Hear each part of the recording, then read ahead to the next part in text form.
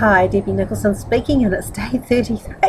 Oh, this is a windy spot that I've got where I'm sitting, but that's okay. I'm only going to be here for a few seconds or minutes. Now, today I wanted to talk to you about how family is forever, and whether you appreciate that. I've been to church today. We've had great talks today about a whole lot of interesting things, and one of the talks was about how we might not appreciate our family as much as we ought to, and we get all caught up in life, and we're doing things, and we're rushing around and getting out and doing things, and not really appreciating the real people who live within our own four walls. You've got your children who just love and adore you, and they look up to you as an example. Are you always just growling them? Are you always just growling them? Are you always telling them off because they haven't done something, or done something properly, or they should have been doing it this way or that way or some other way? You don't want to give them that impression about you. They want to love you, even our Heavenly Father loves you. He always is waiting, for us to just do something a bit better.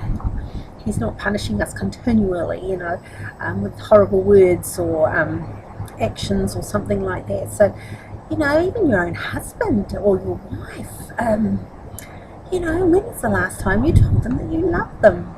And really meant it, looked in their eyes and looked at them and said, I know, since my husband's been home lately, I'm really enjoying having him home. I didn't think I would, but I am, because, even today, he told me he'd be out when I got home from church, because he'd be going off to see my mum in the hospital, and so when I got home, his car was still here, and I thought, he must have been already, and I thought, that was a quick trip for him.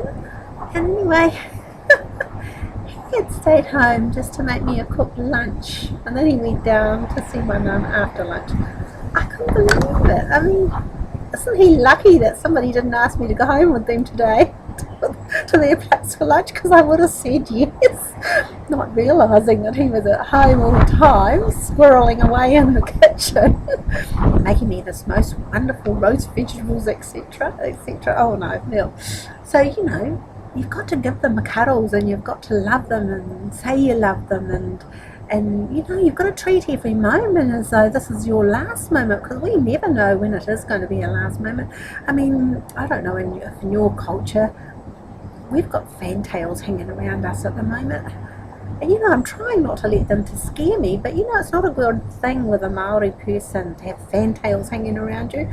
And they've been hanging around for a while. They hung around when my dad died, and I try to ignore that, and because I try not to let my my culture interfere with my practical head, and then a few weeks ago they were hanging around again, and a nephew died, and now I'm hanging around again today, and it's such a worry, because you think, oh my goodness, the only other sick person I know is my mum, and I wouldn't like anything to happen to her just yet, so, you've got to make the most of the moment. Don't let your children go away from you in the morning off to school with a bad angry word. Let them know you love them, give them a hug, and just say, I see you tonight, or something, so that they look forward to coming home. You don't know what's going to happen today. You don't know if there's going to be some stupid car driver out on the road who's going to clip your car and make you do something silly because you aren't able to control the car anymore, or something. You just don't know. I mean, I know a lady, she lost all 3 children in her car accident. She was left to be a quadriplegic. I mean, oh my goodness. Isn't that awful? And it wasn't even her fault, but what can you say in the end? The children are gone, and you've lost the use of your body. I mean, what do you do? So don't let your husband go away today without you telling him you love him. Don't let him go away without a hug, because that's what you used to do when you first met him. And before you go to sleep tonight, make sure you tell him that you love him, because you want him to wake up in the morning, and you want to wake up yourself in the morning and find that he's still there. And the children, make sure they know that you love them as well, because families are forever. Families are forever. You can choose your friends, but you can't choose your family. And no matter what happens, that's your family. All right. So that's the message I'm giving you today, and I will look forward to talking to you again tomorrow on day 34. But today is day 33. Okay. Bye.